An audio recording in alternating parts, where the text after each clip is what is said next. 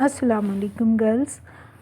हम new केन्सियन economics आपकी start हुई थी, जिसमें आपने 2 टॉपिक जो हैं मैंने आपको बता दिए थे, वो हम डिस्कस कर चुके हैं। Small menu cost and recession as coordination failure. आज जो हमारा टॉपिक है the staggering of wages and prices. Keynes का ये कहना है, केन्सियन इकनॉमिक्स का, कि वेजेस एंड प्राइसेस जो हैं वो फिक्स्ड होती हैं फॉर सम टाइम, जिसके लिए एक रीज़न जो है, पहले 2 रीज़न हम कर चुके हैं। थर्ड रीज़न जो वो ये हमें देते हैं इकॉनमी की, वो staggering of wages and prices की हैं। Not everyone in the economy sets new wages and prices at the same time. Instead, the adjustment of wages and prices throughout the economy is staggered. Because of this staggering, the prices and wages adjust gradually or remains fixed for some times. Although individually wages and prices changes frequently, but overall level of wages and prices adjust gradually. This can be explained by an example. Suppose first the price setting is synchronized. Every firm adjusts its price on the first day of every month. अब हर जो month है उसके शुरू में आप price को जो है वो एडजस्ट किया जाता है फर्स्ट डेट को। If the money supply and aggregate demand rise on May 10, जबकि 10 दिन के बाद जो मनी सप्लाई और एग्रीगेट में चेंजेस आती हैं और वो इंक्रीज़ हो जाती है, जबकि प्राइस एडजस्ट की जाती हैं फर्स्ट डेट को। Now output will be higher from May 10 to June 1 because prices are fixed during this interval. But on June 1, all firms will revise their price level and will raise their prices in response to the higher demand, and this will be end the boom. This will be end of boom.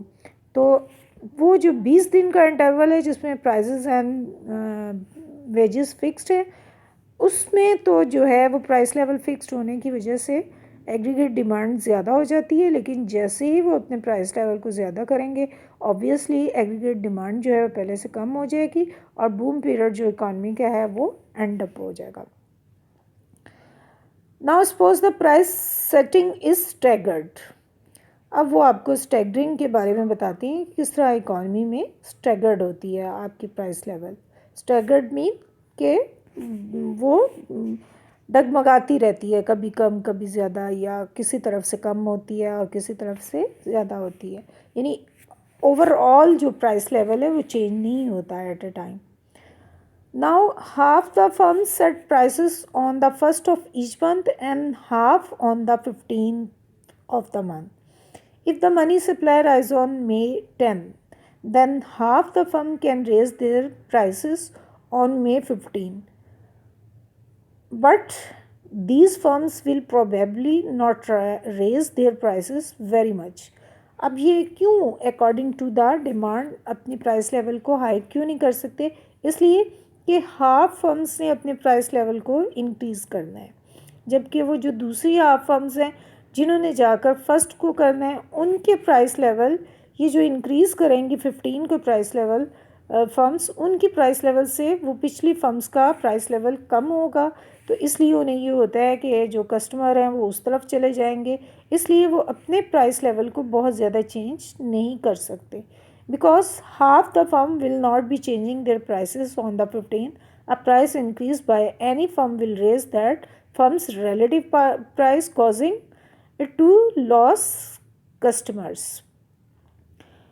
If the May 15 price setters make little adjustment in their prices, then the other firms will make little adjustment when their turn comes on June 1 because they also want to avoid relative price change. तो क्या पता चला कि अगर तमाम firms जो हैं वो एट ए टाइम अपने प्राइस लेवल को चेंज कर लें तो फिर तो जो है एक बिग चेंज आपको नज़र आ सकता है प्राइस लेवल में। लेकिन अगर हाफ फर्म्स जो हैं वो 15 दिन पहले करती हैं और हाफ फर्म्स 15 दिन बाद करती हैं, तो उनको अपनी रिलेटिव प्राइस लेवल जो है वो चेंज होने का ज़्यादा होने का डर होता है और उन्हें पता है कि इससे उनको वो अपने कस्टमर को जो है वो उनके कस्टमर डाइवर्ट होकर दूसरी तरफ चले जाएंगे, इसलिए जो है वो अपनी प्राइस लेवल को बहुत ज़्यादा चेंज नहीं करते. The price level rises slowly and the result of small price increase on the first and the 15 of each month. तो लिहाजा क्या इससे रिज़ल्ट क्या निकलता है कि तमाम फर्म्स जो हैं वो बहुत एक माइनर सी चेंज लेकर आती हैं अपने प्राइस लेवल में, और एक बिग चेंज जो है वो नहीं आ सकती.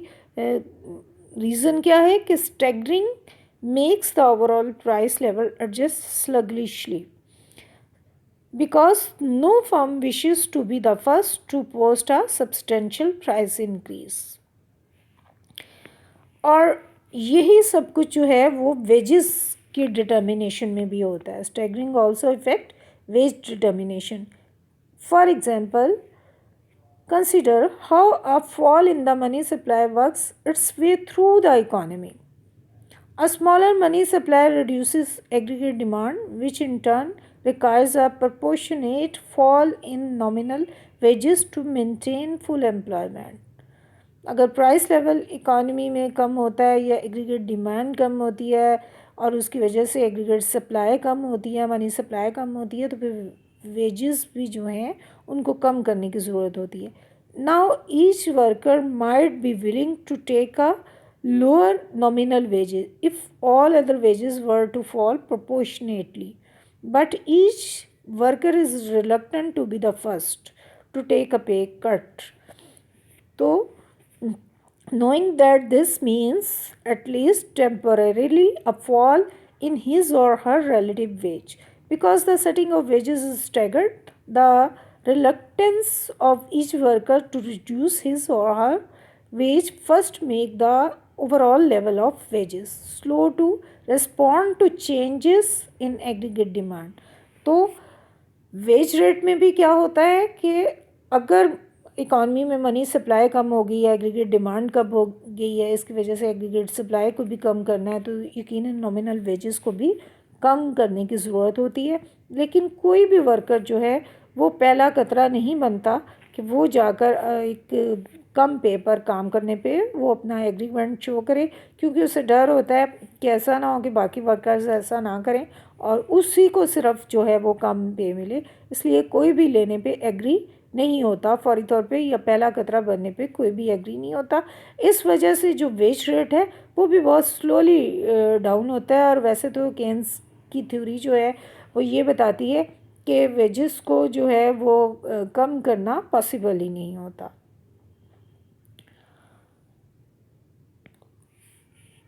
That is why the wages also become sticky in the economy.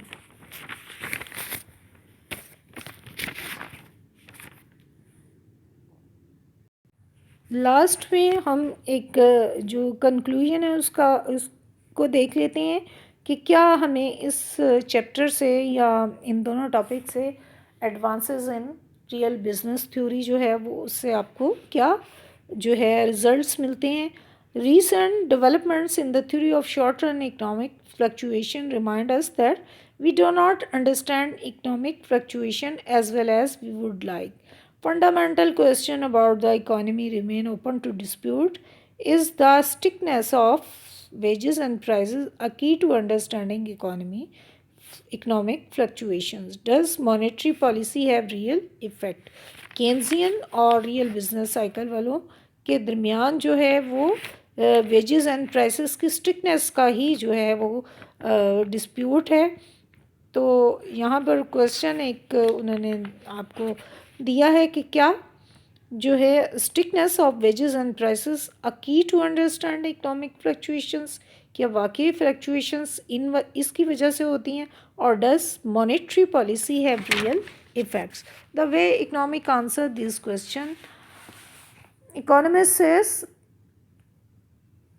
how they view the role of economic policy. Economists who believe that wages and prices are sticky, such as those pursuing new Keynesian theory, often believe that monetary and fiscal policy should be used to try to stabilize the economy. यानी केन्सियन जो economist हैं वो इन fluctuation की reason यही strictness of wages and prices को कहते हैं, और उनके अकॉर्डिंग जो है monetary and fiscal policy are very important and they should use to stabilize the economy. Price stiffness is a type of market imperfection and it leave open the possibility that government policies can raise economic well-being for society as a whole. But by contrast, real business cycle theory जो आपने पहले पीछे पढ़ी है, आपको पता है कि वो जो हैं वो stickiness of prices and wages पे बिलीव नहीं करते, बल्कि उनके मुताबिक ये दोनों चीज़ें जो हैं वो हर हाल में फ्लेक्सिबल रहती हैं. दे suggest that the government influence on the economy is limited. They are not in favor of government role. They said its role will be limited and that even if the government could stabilize the economy, it should not try. यानी government को जो है वो ये काम करने नहीं चाहिए, पॉलिसी मेकिंग का कोई जो ऐसा काम है वो गवर्नमेंट के ज़िम्मे नहीं होना चाहिए. According to this theory, the ups and downs of the business cycle are the natural and efficient response of the economy to changing technological possibilities. The standard real business cycle model does not include any type of market imperfection. In this model, the invisible hands of the marketplace guide the economy to an optimal allocation of resources. तो वही जो classical theory थी, हम शुरू से economics में पढ़ते आ रहे हैं कि जी इनविजिबल हैंड्स होते हैं जो इकॉनमी को जो है वो खुद बहुत एडजस्ट कर देते हैं and government should have no role to play.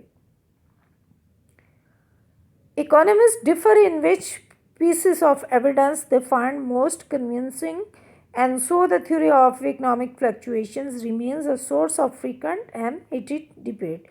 Keynesian theory stresses the importance of sticky prices and other market imperfections. Increasingly, theories at the research frontier and many of these elements to advance our understanding of economic fluctuations.